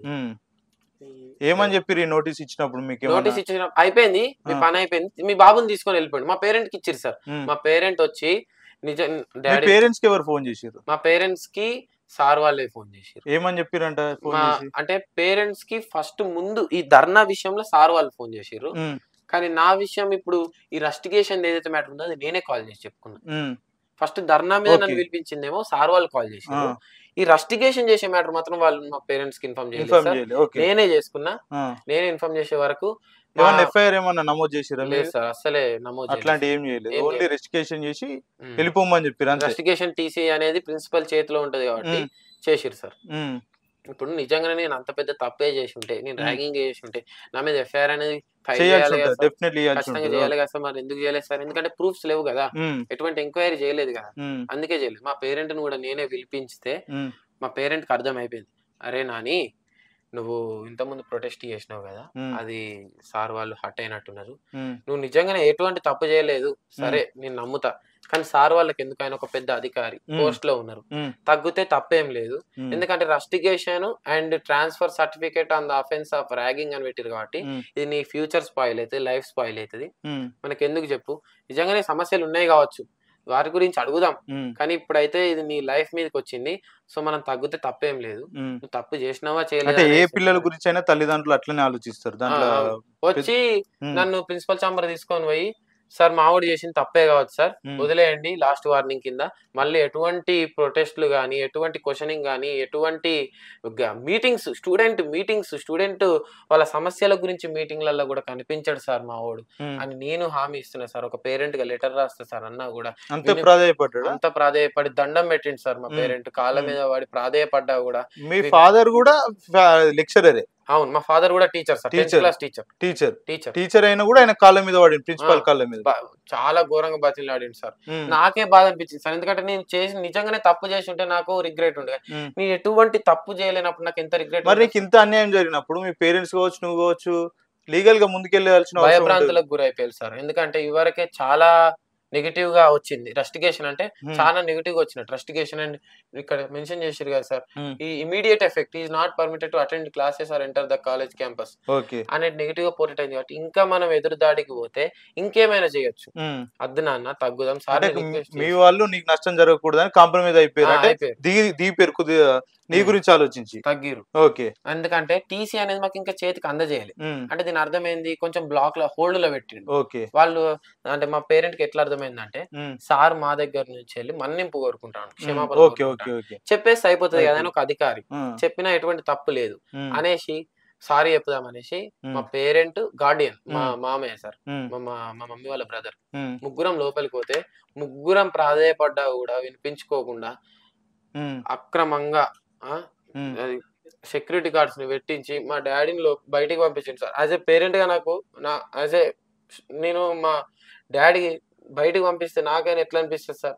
ఎంత బాధ అనిపిస్తుంది సార్? నిజమే, నువ్వు చేయని తప్పుకు నేను శిక్షించడం అనేది చాలా సెక్యూరిటీ గార్డ్స్ ని పెట్టించి, ఆయన ఒక టీచర్ సార్, మా ఫాదర్ ఒక టీచర్ సార్, ఆయనని బయటికి దొబ్బేసి నేను చెయ్యను తప్పు, నిజంగా నేను తప్పు చేసినా కానీ నాకు ఒక సాడ్ ఫీల్ అనేది. నేను ఎటువంటి తప్పు చేయలేదు, ఎటువంటి ప్రూఫ్ లేకుండా వన్ సైడ్ ఇని ర్యాగింగ్ కంప్లైంట్ తీసుకొని పాత కక్షలు పెట్టుకొని నన్ను ఇట్లా సస్పెండ్ చేయడమే కాకుండా మా పేరెంట్ వచ్చి ప్రాధాయపడ్డా కూడా వినిపించుకోలేదు సార్. అంటే ఒక కొడుకుగా ఆ తండ్రి ఆ స్థానంలోకి దిగజారి కాళ్ళ మీద ఎంత బాధ అనిపిస్తుంది సార్. అవును, నేను పక్కకు పోయి చాలా ఘోరంగా ఏడ్చిన సార్. అసలు నేను కాలేజ్ అనేది నా కాలేజ్ అని గర్వంగా ఫీల్ అయ్యే స్టూడెంట్ ఉంది సార్. నేను అట్లాంటి భావజాలం ఉన్న స్టూడెంట్సే కాలేజీలో సమస్యలు ఉంటే సహించుకోలేరు. కాలేజ్ నా కాలేజ్ అనుకున్న స్టూడెంట్స్ కి నేను ఇట్లా ఈ ఫామ్ వచ్చిన రోజు, దీనికంటే ముందు ఇది నాకు అందజేసిన ఫామ్ నోటీసు, దీనికంటే ముందు ఒక సర్క్యులర్ ఇచ్చారు సార్. సర్క్యులర్ ఏ రోజు అంటే సాటర్డే ఈవినింగ్ ఇచ్చారు సార్. సాటర్డే ఈవినింగ్ ఇచ్చిర్రు, ఎవరు క్వశ్చన్ చేయకుండా. తెల్లారి సండే అయిపోయింది. మండే రోజు సార్, మండే రోజు మేము వెళ్ళి అడిగినా కూడా సార్ లేరారు. CM Revanth Reddy Osmania university campus visit కి వచ్చినందుకు సార్ వాళ్ళందరూ కమిటీ వాళ్ళందరూ అటు వెళ్ళిరు. వాళ్ళ ఎందుకో సార్ ని కన్సల్ట్ చేద్దాం అన్నట్టు వెళ్ళిపోయారు. మేము కూడా ఆ రోజు ఎవరిని అడగాలో తెలియకుండా అట్నే అయిపోయినాం. తెల్లారి మా పేరెంట్ వచ్చేసిరు. ట్యూస్డే రోజు మా పేరెంట్ వచ్చేసిరు. ఇట్లనే బాధపడతా అంటే బతిమలాడుతా అంటే బయటికి నెట్టేయడం అనేది జరిగింది. ఎవరిని? మా పేరెంట్ సార్. సెక్యూరిటీ గార్డ్స్ ని పెట్టించి యాజ్ ఎ పేరెంట్ నిజంగానే నేను తప్పు చేసినా కూడా మా పేరెంట్ వచ్చి రిక్వెస్ట్ చేసినప్పుడు అని వదిలేయాలి కదా సార్. నేను ఎటువంటి అంటే భౌతికంగా దొబ్బేయడం అనేది ఎవరైనా కరెక్ట్ కాదు. దట్టు మీ పేరెంట్స్ ను నెట్టేయడం అనేది అసలు అది కరెక్టే కాదు. పేరెంట్స్ దొబ్బేసారు సార్. వాళ్ళు ఏమన్నా అక్కడ గొడవ పెట్టే ప్రయత్నం లేదు సార్. చాలా రిక్వెస్టబుల్ గా సార్ చెప్పాను కదా సార్, దండం పెట్టి కాళ్ళ మీద పడ్డారు సార్. అయినా అది ఏమన్నా భౌతికంగా అపాయం కలిగినచ్చా సార్? అది చాలా రిక్వెస్టబుల్ గా అడిగారు సార్. వాళ్ళు ఎటువంటి డిస్ప్యూట్స్ కి దిగలేదు సార్. వాళ్ళు నేను అనే వ్యక్తిని, కాలేజీ నాది అని ఫీల్ అయ్యే వ్యక్తిని సార్, ఈ హాస్టల్ నాది, కాలేజీ నాది అని ఫీల్ అయ్యే వ్యక్తిని, నన్ను ఈ సర్క్యులర్ ఇచ్చిన తర్వాత ఏ రోజైతే CM Revanth Reddy Osmania university campus visit చేసినప్పుడు మా ప్రిన్సిపల్ సార్ వెళ్ళిర్రో, నేను క్లాసులలోకి వెళ్తే హర్ష నువ్వెందుకు వచ్చినావు క్లాస్కి, నువ్వు రావద్దు, నేను తీసేసిరు కదా, రస్టికేషన్ చేసిరు అన్నప్పుడు బయటికి వెళ్ళిపోయి పిచ్చి పిచ్చిగా ఏడ్చిన సార్. నేను చాలా ఘోరంగా ఏడ్చిన సార్. యాజ్ ఏ స్టూడెంట్గా నేను ఈ కాలేజ్ నాది అని ఫీల్ అయ్యే, గర్వంగా ఫీల్ అయ్యే స్టూడెంట్ని, నిజాం కాలేజ్ అంటే ఇప్పుడుది కాదు అప్పుడుది కాదు, established in 1887 before the Osmania university, అటువంటి చరిత్ర గల కాలేజ్కి నేను వెళ్ళినందుకు గర్వంగా ఫీల్ అయినందుకు, అది నా కాలేజ్ అని చెప్పుకున్నందుకు, ఈ హాస్టల్ నాది అని గర్వంగా ఫీల్ అయినందుకు నన్ను ఇవాళ ఆ రోజు సోమవారం రోజు 25 తారీఖున నన్ను కాలేజీలోకి రావద్దు, నువ్వు వెళ్ళిపోవాలి, సెక్యూరిటీ గార్డ్స్కి నా ఫోటో ఇచ్చి నా డీటెయిల్స్ ఇచ్చి హాస్టల్ దగ్గర హాస్టల్కి రానియకుండా నన్ను నిర్దాక్షిణంగా నన్ను బయటికి నెట్టేయడమే కాకుండా నాతో పాటు ఉన్న మా ఫాదర్ని కూడా బయటికి నెట్టేయడం జరిగింది సార్. ఎంతో ఘోరంగా నేను ఆ క్షణంలో నేను సూసైడ్ చేసుకుందామని థాట్స్ వచ్చినాయి సార్. మా పేరెంటే ఆ రోజు నా పక్కన లేకపోయి ఉంటే నేను ఖచ్చితంగా ఆ రోజు సూసైడ్ చేసుకునేవాడిని సార్. ఇప్పుడు నీతో పాటు చాలా మంది కూడా ధర్నాలో పాల్గొని ఉంటారు. మరి వాళ్ళందరినీ టార్గెట్ చేయకుండా ప్రధానంగా నిన్నొక్కనే టార్గెట్ చేయాల్సినటువంటి కారణం ఏమున్నది? ప్రిన్సిపాల్ నీ మీద వ్యక్తిగత గర్జ ఏమి ఉండదు కదా ఆయనకి. ఇప్పుడు వందలాది మంది ప్రొటెస్ట్లు చేస్తారు సార్, ఎంతో మంది చేస్తారు, కానీ కంటెంట్ తెలిసి question to question point to point question చేసే వ్యక్తులు చాలా అరుదుగా ఉంటారు. అందులో నేను ఒకని సార్. అందులో నేను ఒక, అంటే మిమ్మల్ని ఒక్కరిని టార్గెట్ చేస్తే మిగతా వాళ్ళంతా సైలెంట్ అయిపోయారు. ఆల్రెడీ సైలెంట్ అయిపోయారు సార్. చాలా వరకు మొత్తం హాస్టల్లో ప్లాస్టిక్ బియ్యం అంటున్నారంట, అది కూడా అడగలేకుండా దాన్ని అడుగుదామన్నా ధైర్యం సరిపోవట్లేదు. ఎందుకంటే నా విషయం చూసిరు కదా, అరే హర్ష గాడికి ఇట్లనే అడిగినందుకే వాళ్ళు టీసీ ఇచ్చిర్రు, మనం అడిగితే మనల్ని కూడా పర్సనల్ గా గ్రడ్జ్ పెట్టుకొని మన మీద కూడా టీసీ యాక్షన్ తీసుకుంటారు. అంతేందుకు సార్, వినాయక చవితి సంబరాలు మా కాలేజీలో ఎప్పటి నుంచో, కాలేజ్ పుట్టినప్పటి నుంచి జరుగుతున్నాయి సార్, కల్చరల్ ఈవెంట్స్ కింద. అది చెప్పే మా డీడీలా మాకు 8,000 ఎస్సీకి, 9,000 బీసీకి, 10,000 ఇప్పుడు 12,000 అయింది ఓసీ వాళ్ళకి. మీరే కమ్యూనిటీ? నేను SC sir, SC community sir, బడుగు బలహీన వర్గం నుంచి, ఎస్సీలో మాదిగా.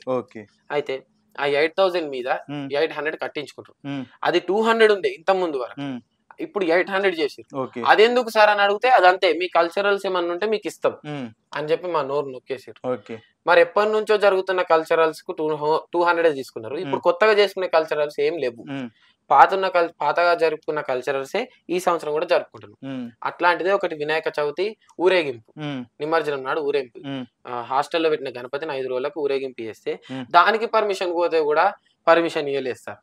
ప్రతిసారి ఆడంబరంగా జరుపుకునే నిజాం కళాశాల వినాయక చవితి సంబరాలను కూడా జరుపుకోనియకుండా చేసింది సార్. ఉమ్, 4-5 కమిటీ మెంబర్స్ ఉంటారు కదా సార్, వినాయక చవితికి ఉమ్, ఇనిషియేషన్ తీసుకునే వాళ్ళు పోయి సార్ ప్యాడ్ బ్యాండ్ కు ప్రతి సంవత్సరం ఇచ్చేది సార్ ప్లీజ్ సార్ అని ఉమ్, ప్రాధేయపడ్డా కూడా పర్మిషన్ ఇవ్వలేదు సార్. ఉమ్, అందులో ఒక అతను రోహిత్ అనబడే వ్యక్తి, ఉమ్, సార్ ఇది ప్రతి సంవత్సరం ఇచ్చేదే, ఉమ్, మీరు వచ్చిండ్రు, మీరు కొత్తగా వచ్చిర్రు, మీకు తెలియదేమో ఉమ్, అనేసి ఇట్లా నాలాగా పాయింట్ టు పాయింట్ క్వశ్చన్ చేసే వరకు, ఓకే. ఏయ్ నీ పేరు ఏం పేరు అని డీటెయిల్స్ రాసుకొని ఉమ్, అతని రోల్ నెంబర్ తీసుకొని అతనికి కూడా టీసీ ఇస్తా అని భయభ్రాంతులకు గురి చేస్తున్నారు సార్. ఉమ్, ఇక్కడ ఏమవుతుంది, ఏ స్టూడెంట్స్ ప్రశ్నించే గొంతులను నొక్కేస్తుంది సార్. ఓకే. ఇప్పుడు ఈ అంశం మీద, ఈ సమస్య మీద వీసీని కలిసే ప్రయత్నం చేసిరా మీరు? మేము వీసీ దగ్గర కూడా వెళ్ళలేదు సార్, ఇంకా వెళ్ళలే ఇంకా. వెళ్ళలేదు. మేము వీసీ దగ్గర కూడా వెళ్ళలేదు. నిజంగానే ఇప్పుడు మాది ఉమ్, ఇయాలనే పోయినాం సార్, ఉమ్, ఈ రోజు పోయినాం, ఓకే. ఈ రోజు పోయినాము ఫైనల్ గా ఏం చేద్దాం అనుకుంటున్నారు మరి? సార్. నాకు కావాల్సింది అయితే తిరిగి నేను కాలేజ్కి వెళ్ళాలి సార్. ఓకే. నా మీద ఉన్న ఈ రస్టిగేషన్ గానీ, టీసీ థర్డ్ ఇయర్ కదా ఇది? Final year sir, final year. Okay. Final year sir. Okay. ఈ టీసీ గానీ రస్టిగేషన్ గానీ తీసేసి ఉమ్, నాకు హాస్టల్లో కూడా నన్ను ఉండనీయకుండా చేసారు సార్. ఎందుకు సార్, నేను చేసిన తప్పు లేనప్పుడు ఉమ్, హాస్టల్ కూడా నేను ఎందుకు వదులుకోవాలి సార్? ఓకే. ఇప్పుడు 3 స్టూడెంట్స్ ఉంటారు కదా, మీకు ఏదైతే అపోజిషన్ ఇచ్చినటువంటి ఎవిడెన్స్ లో దాంట్లో ఒక స్టూడెంట్ అవునవును సార్. అయితే 3 స్టూడెంట్స్ లా ఉమ్, ఒక స్టూడెంట్ కు నా మీద పర్సనల్ గా వేరే కక్ష ఉండి చెప్పిండు. చెప్పిండు. ఉమ్, అట్లనే ఆ పిల్లవాడు ఎప్పుడైతే కంప్లైంట్ ఇచ్చిర్రో ఉమ్, ప్రిన్సిపల్ సార్ నన్ను పిలిపించాల్సింది పోయి ఉమ్, ఇంకా మీ ఫ్రెండ్స్ తోని మీ రూమ్ వాళ్ళతో సంతకాలు పెట్టించుకొని రాపో ఉమ్, అని అన్నారు సార్. ఉమ్, వాడు వెళ్ళి ఆ క్లాస్ వింటున్న వాళ్ళ ఫ్రెండ్స్ ఇద్దరిని పిలిపించాడు. ఒకలేమో అతని క్లోజ్ ఫ్రెండ్, ఇంకో అతను నార్మల్ గా పరిచయస్తుడు. ఓకే, తెలిసిన వ్యక్తి. క్లోజ్ ఫ్రెండ్ పెట్టమనగానే పెట్టేసిండు. ఓకే. పరిచయస్తుడు పెట్టలేదు, ఉమ్, నార్మల్ గా తెలిసిన ఫ్రెండ్ పెట్టలేదు. పెట్టకుండా అక్కడ నుంచి వెళ్ళిపోతే ఉమ్, కాల్స్ చేసి పిలిపించిండు. ఉమ్, పిలిపించి ప్రిన్సిపల్ చాంబర్ లోపలికి రమ్మన్నారు. ఏ ఉమ్, రోజైతే నన్ను పిలిపించినట్టు ఆయన పిలిపించి, ఉమ్, ప్రిన్సిపల్ సారే ఏ పెట్టవా ఉమ్, అభి ఎబ్రేట్ పెట్టు, ఉమ్, ఏం కాదు 4 సారి ఉమ్, ఏ పెట్టవా అని ఉమ్. అంటే భయభ్రాంతులకు గురై ఆ పిల్లవాడు కూడా సంతకం పెట్టడం జరిగింది సార్. దౌర్జన్యంగా బెదిరించి మరి సంతకం పెట్టించారు. అవును సార్, ఆ వీడియో కూడా ఉంది సార్. ఒక్క నిమిషం చూద్దాం ఇది కూడా. అయితే అక్నాలెడ్జ్‌మెంట్ ఇచ్చింది, బీసీకి అది ఉమ్, ఇచ్చింది. ఒక్క నిమిషం. ఓకేనా? ఫస్ట్ నుంచి లాస్ట్‌లో ఫస్ట్ నుంచి ఆ కంప్లీట్ నాకు నేను బలవంతంగా పెట్టాను. నాకు ఏం పెట్టాలని ఏం లేకుండే. సార్ యాక్చువల్లీ తప్పేం లేదు. అసలు సార్ ఉంచాడు, ఇద్దరు కలిసి మీరు ప్లాన్ ఏదైతే బీసీకి కలిసి రిప్రజెంటేషన్ ఇచ్చింది, కాల్ ఇచ్చింది ఉంచాడు. చెప్పు. సార్ చూపియాలి. కంప్లీట్ ఏమన్నాడు ఇదన్నాడు. యాక్చువల్లీ ఏమనలేదు, అట్లా అట్లా అసలు ఏమనలేదు. ఈ పాత అక్షరతోటి ఇట్లా ఆర్గనైజేషన్ ఉన్న ప్రశ్నించే గుర్తుని పెట్టేయాలని చెప్పారు సార్. దీనివల్ల ఈ మన కాలేజీకి ఇబ్బంది అవుతుంది, ఇవన్నీ ఆల్రెడీ రాకపోవడం, ఖర్చుకి హాస్టల్ ఇవ్వకపోవడం, ఇవన్నీ 5 మంది నుంచి అడుగుతారు. ఏంది ఇట్లా ఏంది అని అడిగేవాళ్ళ sir point to point question చేసేవాళ్ళ సార్ ఫైర్ అయ్యి ఇట్లా ఎవరు ప్రశ్నించి అడిగితే వాళ్ళకి తీసిస్తా అంటున్నాం. ఎవరు ఆర్గనైజేషన్ ఉన్న ప్రతి ఒక్కరిని తీసేయాలని చెప్పిన ఆర్గనైజేషన్ ఉంచాలని అనుకోవట్లేదు. అన్ని తీసేయాలి, కాలేజీకి ఏం ఉందని చేసాడు. మన హోలీకి పర్మిషన్ అడిగి తీయలేదు. ఫ్రెషర్స్ పార్టీ కూడా అందరూ చుట్టుపాటు వేసుకుని కానీ ఇట్లా అడిగి పాయింట్ చేసి అందరినీ ఇబ్బంది పెడుతుంది సార్. ఓకే, పాయింట్ అవుట్ చేసి ఇబ్బంది పెడుతున్నాడు అని చెప్తున్నాడు. ఆయన కూడా బలవంతంగా నాతోటి సిగ్నేచర్ పెట్టించారని కూడా చెప్తా ఉన్నాడు. అయితే ఇవాళ నాకు ఇట్లా వీసీ కన్సల్ట్ అవ్వడం గానీ, లేకపోతే ఇలాంటి ఇట్లా పై అధికారులను కన్సల్ట్ అవ్వడం గానీ నాకు అంతగా ఐడియా లేదు సార్. ఐడియా లేకపోయేసరికి నేను మా ఫ్రెండ్ ఉదయ్ అనే వ్యక్తికి చెప్పిన. అతను స్టూడెంట్ ఆర్గనైజేషన్ లీడర్ వాళ్ళకు మన కౌశిక్ అన్నకు చెప్తే, కౌశిక్ అన్న నన్ను ఈ రోజు రిజిస్ట్రార్ దగ్గర ఒక పిటిషన్ అనేది అప్లికేషన్ అనేది పెట్టించింది సార్. ఏంటిదంటే అన్వాంటెడ్లీ నన్ను రస్టిగేట్ చేసిర్రు, ఫేక్ అలిగేషన్స్ పెట్టి నన్ను రస్టిగేషన్ చేసిర్రు. నేను ఒక అప్లికేషన్ పెట్టాను. ఆ అప్లికేషన్ ఒక అక్నాలెడ్జ్మెంట్ కూడా నేను తీసుకోవడం జరిగింది. అందులో రాసిన మ్యాటర్ క్లుప్తంగా రాసిన సార్. నేను ఎటువంటి అంటే August 6th నాడే నేను చెప్పిన కదా, ఇంత ముందు వరకు నేను చెప్పిన ఆ ప్రూఫ్ ఉంది. ఆ ప్రూఫ్ బేస్ చేసుకొని నేను ఎంత దూరానికైనా నేను వెళ్తాను. ఆ ప్రూఫ్ నేను పెట్టుకున్నా. సో ఇప్పుడు ఏమైందంటే అది పక్కన పెట్టి ఫేక్ అలిగేషన్ ర్యాగింగ్ అఫెన్స్ కింద నన్ను రస్టిగేట్ చేసి టీసీ చేసి నన్ను ఇప్పుడు 15-20 రోజుల నుంచి నన్ను కాలేజ్ పోనీయకుండా చేసిందే కాకుండా ఇప్పుడు జరుగుతున్న ఇంటర్నల్ కూడా నన్ను రాయనీయకుండా చేసిండు సార్. నేను నా కాలేజ్ నాది అని ఫీల్ అయ్యేవాడిని సార్. నన్ను రస్టిగేట్ చేస్తే నేను అది మనోవేదన తట్టుకోలేకపోతున్నాను సార్. నేను ఇప్పుడు మొత్తానికి అయితే 3 years లాస్ అయినట్టే. అవును సార్. వాళ్ళు చేసేటువంటి చర్యలకి ఆ చర్యలకు నేను 3 years అనే కాదు సార్. నేను ఎక్కడ అడ్మిషన్ తీసుకున్నా కూడా నన్ను తీసుకోరు సార్. ఎందుకంటే బ్యాడ్ కండక్ట్ రాశారు సార్ అందులో. అండ్ ఇన్వాల్వ్డ్ ఇన్ ర్యాగింగ్ అని కూడా రాశారు సార్. ఇప్పుడు నన్నే స్పెసిఫిక్ గా ఎందుకు పాయింట్అవుట్ చేయడం జరిగిందంటే ఆ రోజు ప్రిన్సిపల్ ఛాంబర్ లోపలికి నన్ను పిలిచిన రోజు ఏ రోజు అయితే August 6th రోజు మా బయట నిలబడి ఉన్న మా ఫ్రెండ్ ఒక అతను మిగతా స్టూడెంట్స్ అందరికి ఇన్ఫర్మేషన్ పాస్ చేసే వరకు వాళ్ళందరూ వచ్చి ఉధృతంగా చేశారు. ఎందుకు ఉధృతంగా చేశారు అని అంటే లాస్ట్ ఇయర్ నుంచి స్టార్ట్ సార్. 45 days లో according to UGC guide lines 45 days లో ఇవ్వాల్సిన రిజల్ట్ 45 days లో ఇవ్వాలి. 114 days 116 days that to after protest తర్వాత ఇచ్చారు. అట్లా పాస్డ్ అవుట్ స్టూడెంట్స్ కి చాలా ఇబ్బంది కలిగింది. రెండో point Nizam college culture Holi event జరగనీయకుండా అడ్డుకున్నారు. ఎందుకు ఆయనకు వచ్చేటువంటి లాభం ఏంది? హోలీ కావచ్చు, వినాయక ఇప్పుడు ఇవి అంటే ఇప్పుడు విద్యార్థులు ఆనందంగా ఉండడం అతనికి ఇష్టం లేదా సార్? ఈవెంట్లు అయితే మేము ఎటువంటి ఇబ్బందులు కలగజేయం కదా. ఈవెంట్ తర్వాత సార్ హాల్ టికెట్లు 376 మందికి హాల్ టికెట్లు ఇవ్వకుండా ఆపితే దాన్ని అందరం కలిసి ఒక యునైటెడ్ గా చేసినందుకు ఉధృతంగా జరుగుతుంది. వేరే స్టూడెంట్స్ హాల్ టికెట్ ఉన్న వాళ్ళు కూడా ఎగ్జామ్ రాయట్లేదు లేని వాళ్ళ కోసం. ఇది చాలా ఇబ్బంది అయ్యేటట్టున్నది. నెక్స్ట్ ఎండ్ వరకు పోయేటట్టు ఉన్నది అనేసి మాలో ఒక 20-30 మందికి 1% ఉన్న వాళ్ళకు అటెండెన్స్ ఇచ్చి మా యూనిటీని అనేది బ్రేక్ చేసింది సార్. ఆ 20-30 మెంబర్స్ కి ఇచ్చే వరకు కాస్త కామూషి అయిపోయింది. ఎప్పుడైతే మన తెలంగాణ ఉద్యమం టైంలో ఒరిజినల్ బిల్ అనేది పాస్ చేయకుండా తెలంగాణ ఇస్తాం అని ఒక హామీ ఇస్తే 2009 డిసెంబర్ లో ఒక హామీ ఇచ్చే వరకు మన తెలంగాణ ఉద్యమకారులు గాని సైలెంట్ గా అయిపోయారు. సేమ్ అదే క్రైటీరియా ఇక్కడ విభజించు పాలించు అంతే కదా. 20-30 మందికి ఇచ్చారు. ఇస్తే నిజంగానే నీకు ఆపాలనుకుంటే 75% అటెండెన్స్ ఎవరికి లేదు అందరికి ఆపాలి, లేకపోతే అందరికి ఇవ్వాలి. ఇట్లా కొంతమందికి ఇచ్చి కొంతమందికి ఇవ్వకుండా ఉండిపోయేసరికి ఆ యూనిటీ అనేది లాస్ అయిపోయి ఇయని వాళ్ళు ఇవ్వకుండానే మిగిలిపోయారు. ఎగ్జామ్ ఫీ కట్టి కూడా వాళ్ళు డీటెయిన్ అయిపోయారు సార్. డీటెయిన్ అయిపోయారు. ఓకే, నువ్వు అందరి సమస్యల గురించి మాట్లాడినావు కాలేజీలో. మనకి ఇంత పెద్ద సమస్య వచ్చింది, కాలేజ్ నుంచే పంపించారు యాజమాన్యం. మరి ఆ స్టూడెంట్స్ అంతా నీ గురించి మాట్లాడే ప్రయత్నం ఒక్కసారి చేస్తున్నారు సార్. చేస్తున్నారు. కానీ చేసినా కూడా వాళ్ళని కూడా భయభ్రాంతులకు గురి చేస్తున్నారు సార్. నువ్వు వస్తే నీకు టీసీ ఇస్తా, నిన్ను రస్టిగేట్ చేస్తా, మీకు హాస్టల్ డీడీలు క్యాన్సిల్ చేస్తా, ఇట్లాంటి ఆరోపణలకు భయపడి వాళ్ళు నన్ను ఏమంటున్నారు, అరే నువ్వే వెళ్ళి బతిమలాడుకోరా, ఏం కాదు నువ్వు తప్పు చేయలేదని మాకు కూడా తెలుసు, కానీ కాళ్ళ మీద వాడు ఏం కాదని వాళ్ళు నాకు ఈ విధంగా సజెస్ట్ చేస్తున్నారు. మళ్ళా ఎప్పుడైతే ఈ అటెండెన్స్ లేకుండా హాల్ టికెట్ రాకుండా ఎగ్జామ్ రాయకుండా ఉన్నారో వాళ్ళందరూ డీటెయిన్ అయ్యారు. కానీ నా మీద కంప్లైంట్ ఇచ్చిన వంశీ అనబడే వ్యక్తి మాత్రం ప్రమోట్ అయ్యాడు సార్. అంటే ఇక్కడ మీరు ఆలోచించండి, డీటెయిన్ అయితే రాయని వాళ్ళు అందరూ డీటెయిన్ కావాలి, కానీ రాయని వాళ్ళు అందరూ డీటెయిన్ అయ్యారు except this Vamshi. This candidate also didn't get the hall ticket, didn't got the hall ticket, but this candidate is promoted sir instead of detained. అంటే ప్రిన్సిపల్ ఇతనికి సపోర్ట్ గా ఉండి ఇతన్ని ప్రమోట్ చేసిండేమో, నన్ను పర్సనల్ గా నన్ను ఒక ఇరికించడానికి అతన్ని ఒక స్పై లాగా వాడుకుంటుండని నా ఉద్దేశం సార్. ఎందుకంటే డీటెయిన్ అయితే అందరు కావాలి సార్. ఎందుకంటే లా ముందు అందరు equal, all are equal before the law. Detain అయితే అందరూ డీటెయిన్ కావాలి. కానీ యూనివర్సిటీకి వెళ్ళి కంప్లైంట్ చేసే ప్రయత్నం చేసిరా దీని మీద? చేసినాం సార్, ఇవాళ చేసినాం సార్. ఇన్ని రోజులు నాకు అంతటి హైయర్ అథారిటీని అప్రోచ్ అయ్యే అంతటి స్కిల్ అనేది లేదు. అంటే అట్లాంటి తెలియదు నాకు. ఏం రిప్లై ఇచ్చారు వాళ్ళు వెళ్ళినప్పుడు? వాళ్ళు వెళ్ళినప్పుడు తీసుకున్నారు సార్. తీసుకొని సరే మేము ఈ విషయం మీద చూస్తాము అనేసి నాకు ఒక అక్నాలెడ్జ్మెంట్, అంటే నా దగ్గర ఒక ప్రింట్, వాళ్ళు ఒక ప్రింట్ తీసుకున్నారు.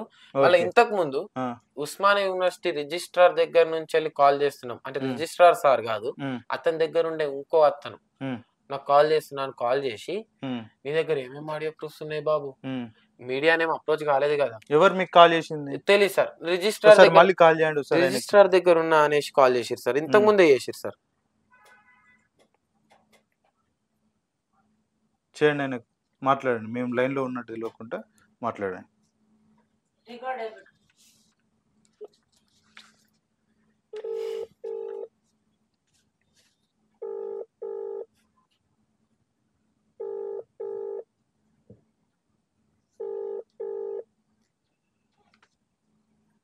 హలో హలో హలో సార్, మీరు ఇంతకుముందు నాకు కాల్ చేసిర్రు కదా, ఇంతకుముందు నాకు కాల్ చేసిర్రు కదా సార్, అదే నిజాం కాలేజ్ స్టూడెంట్ హర్ష. ఇంతకుముందు నాకు కాల్ చేసిర్రు కదా సార్, ఓయూ నుంచి వెళ్ళి ఇట్లా కాల్ చేస్తున్నాము. చెప్పండి చెప్పండి. అదే ఏదో మాట్లాడుతుంటే సడన్ గా కట్ చేసిర్రు, ఏమైంది సార్? తగ్గేవద్దా మరి? ఎందుకు ఏమైంది అని అడగాలి అంటే అడిగినా, విన్నారా? ఇంటికి తీసుకున్నావా లేదా అనుకుంటే అడిగినా, తీసుకోలేదు అని చెప్తున్నావు కదా. కాదు సార్, నేను మాట్లాడుతుంటే మధ్యలో కట్ చేసిర్రు సార్ మీరు. ఇంతకు ముందు ఏమైందో చూసుకోవాలి. ఇప్పుడు నేను అప్పుడు రోడ్డు మీద ఉన్నా, అందుకే ఇప్పుడు హాస్టల్కి వచ్చిన తర్వాత. సరే సరే, రేపు ఆఫీస్ లో ఉంటాం కదా, రేపు మాట్లాడతాం. Hello sir. ఓకే, ఆయన దగ్గర ఆన్సర్ లేదు, తప్పు చేసిరు కాబట్టి ఆన్సర్ ఉండదు. ఇప్పుడు ఇంతకు ముందు కూడా నాతో మాట్లాడే వ్యక్తి సడన్ గా నేను రికార్డ్ ఆప్షన్ ఆన్ చేయగానే భయపడింది. నిజంగా నిర్భయంగా తప్పు చేయని వాళ్ళైతే కెమెరా ముందు కూడా భయం లేకుండా మాట్లాడతారు సార్. జస్ట్ నేను రికార్డ్ ఆప్షన్ ఆన్ చేయగానే కట్ చేసుకున్నారు సార్. ఇప్పుడు కూడా కాల్ చేసి ఎవరో తెలియనట్టుగా చెప్పు అని మాట్లాడుతున్నారు సార్. ఇప్పుడు నిజంగానే ఆయన ఎవరో నాకు తెలియకపోతే ఆయన నెంబర్ నా ఫోన్ లో ఎట్లా వస్తుంది సార్? మీ పేరు కూడా చెప్పింది సార్. హర్షానా, మీరు మాట్లాడేది నేను ఇట్లా ఓయూ రిజిస్ట్రార్ దగ్గర నుంచి, అంటే రిజిస్ట్రార్ దగ్గర నుంచి కాల్ చేస్తున్నా, లాబింగ్ చేస్తున్నాడు. నీకు ఆడియో ప్రూఫ్స్ ఉన్నాయి కదా, అది నాకు సబ్మిట్ చేయి, రేపు కానీ ఎల్లుండి కానీ వచ్చి నన్ను కలువు అని అన్నారు సార్. ఓకే, ఇప్పటికి జరగాల్సినటువంటి నష్టం చాలా వరకు జరిగిపోయింది. అవును సార్. ముందు ఏం చేయబోదాం అనుకుంటున్నాం? ఇప్పుడు నా దగ్గరనైతే ఎటువంటి ఐడియా అనేది లేదు సార్. నాకు కావాల్సింది మాత్రం ఒకటే సార్, యథావిధిగా నేను చదువుకోవడానికి కాలేజ్కి వెళ్ళాలి. నా హాస్టల్ డీడీ అనేది క్యాన్సిల్ చేయకుండా నాకు హాస్టల్ డీడీ అనేది కూడా రీఅడ్మిషన్ జరగాలి. నా మీద జరిపిన ఆ రస్టికేషన్ కానీ టీసీ కానీ తీసేయాలి సార్. ఎందుకంటే ఆ బాబును నన్ను ముఖాముఖిగా నిలబెట్టి క్రాస్ ఎగ్జామినేషన్ చేసింది లేదు, ఒక ఎంక్వైరీ జరిపింది లేదు, లేకపోతే నా మీద నిజంగానే నేను ర్యాగింగ్ చేసిన అనే ప్రూఫ్ కూడా లేదు సార్. వాడు one side complaint. Okay, clarity అర్థమైపోయింది. మీరు ఇప్పటి వరకు చెప్పిందంతా చూస్తే వాళ్ళంతా నేను టార్గెట్ చేసిరు అనేది క్లారిటీ అర్థమైపోయింది. ఏం చేయాలనుకుంటున్నాం ముందు? మరి ఎన్హెచ్ఆర్సీ వెళ్దాం అనుకుంటున్నావా, లేకపోతే హైయర్ కమిషన్ దగ్గరికి వెళ్దాం అనుకుంటున్నావా, యూనివర్సిటీకి వెళ్దాం అనుకుంటున్నావా? ఓయూలా రిజిస్ట్రార్ కి ఇచ్చినాం కదా సార్ అప్లికేషన్, అది చూస్తాం. దాని రిజల్ట్ బట్టి వీసీతో మాట్లాడిపిస్తారా. మరి ఇప్పుడు ఈ కాపీ అయితే రిజిస్ట్రార్ కి పెట్టిరు సార్. ఏది దీనికంటే ముందు ఒక సర్క్యులర్ ఇచ్చిరు సాటర్డే ఈవినింగ్ 23 ఆగస్టు 23 రోజు. ఆ రోజు ఒక సర్క్యులర్ అనేది పెట్టిరు. ఆ సర్క్యులర్ 2 కాపీస్ రిజిస్ట్రార్ ఓయూకి, అబిడ్స్ స్టేషన్ హౌస్ ఆఫీసర్ కు పంపిరు. పోలీస్ స్టేషన్ కు ఈ కాపీ పంపిరు. అంటే మేము నన్ను ఇట్లా తీసేసిరని కంప్లైంట్ ఇవ్వకుండా ఇది ఒక ముందే ఒక కాపీ అనేది పంపిరు. అంటే ఇప్పుడు కాపీ ఇచ్చినా కూడా ఇట్లా ర్యాగింగ్ కింద అఫెన్స్ కింద పంపిరంట కదా అనేసి వాళ్ళు కూడా యాక్షన్ తీసుకోవద్దని. కానీ వాస్తవాలు ఏంటి, అసలు నా మీద ఎటువంటి ప్రూఫ్ లేవు, ఎంక్వైరీ లేవు అనేది వాళ్ళకి తెలియదు కదా. జస్ట్ వాళ్ళకి ఒక మెమోరాండం పంపించారు. ఏ విధంగానైతే రిజిస్ట్రార్ కు పంపిర్రో అట్లనే అబిడ్స్ పోలీస్ స్టేషన్. ఇప్పుడు మీరు అడిగిన ఇంకో క్వశ్చన్ సార్, మరి వీళ్ళు పంపించిన దానికి వాళ్ళు ఏం యాక్షన్ తీసుకోలేదు సార్. అసలు కేసు ఫైల్ చేయడం లేదు సార్, ఎటువంటి జరగలేదు సార్, ఎటువంటిది జరగలేదు. మీకు ఎట్లా తెలుసు మరి వాళ్ళు సర్క్యులర్ వాళ్ళకు కూడా పంపించారని? అది ఇంకొక కాపీ, అంటే దానికి ఈ నోటీస్ నాకు అందజేసే కన్నా ముందు ఒక నోటీస్ బోర్డ్ లో ఇంకో సర్క్యులర్ అనేది పేస్ట్ చేసారు సార్. అందులో కింద మెన్షన్ చేసింది, ఇప్పుడు కాపీ టు అని ఇన్ని డిపార్ట్మెంట్స్ ఉందా, అట్లనే ఆ సర్క్యులర్ లో కూడా copy to the station house officer, Abids police station, registrar Osmania university. Okay, అంటే వాస్తవంగా తెలంగాణ రాష్ట్రంలో ముఖ్యమంత్రి రేవంత్ రెడ్డి చెప్తా ఉంటాడు, మేము 7వ గ్యారెంటీ ఇచ్చాం. 7వ గ్యారెంటీ అంటే రాజ్యాంగాన్ని పరిరక్షిస్తాం, ఎవరైనా కూడా వాళ్ళ హక్కులను ప్రశ్నించవచ్చు, ఎవ్వరు కూడా ధర్నా చేసుకునే వెసులుబాటు మేము కల్పిస్తాం, శాంతియుతంగా నిరసన తెలియచ్చని అనేక సందర్భాలు చెప్పిండు. మరి నిజాం కాలేజ్ కూడా మరి తెలంగాణలో ఉంది. తెలంగాణలో ఉన్నటువంటి నిజాం కాలేజీకు మరి చాలా చరిత్ర ఉంది. అలాంటి చరిత్ర కలిగినటువంటి కాలేజీలో విద్యార్థులు అనేటోళ్ళు వాళ్ళ హక్కుల కోసం పోరాడుతూనే ఉంటారు, గత ఏళ్లకేళ్లుగా కూడా పోరాడుతూ ఉన్నారు. మరి ఈ నేపథ్యంలో మరి హర్షకు ఒక న్యాయం, మిగతా వాళ్ళకు ఒక న్యాయం అంటే మరి ఇక్కడ చాలా స్పష్టంగా కనబడుతుంది. అక్కడ ఉన్నటువంటి ప్రిన్సిపాల్, మేము కూడా గతంలో వెళ్ళినప్పుడు మరి ఆయన కొద్దిగా రూడ్ ప్రవర్తించిందని అక్కడ ఉన్నటువంటి విద్యార్థులు చెప్పారు. అదేవిధంగా చాలా సందర్భాల్లో కూడా పరీక్ష ఫీజులు తీసుకోవట్లేదు, అటెండెన్స్ తక్కువ ఉందని నెపంతో పరీక్ష ఫీజులు తీసుకోవట్లేదు, ఆయన కలుద్దామన్నా కూడా ఆయన కలవట్లేదు అంటూ కూడా అక్కడ విద్యార్థులు తీవ్రంగా మరి ప్రిన్సిపాల్ మీద మండిపడినటువంటి పరిస్థితి.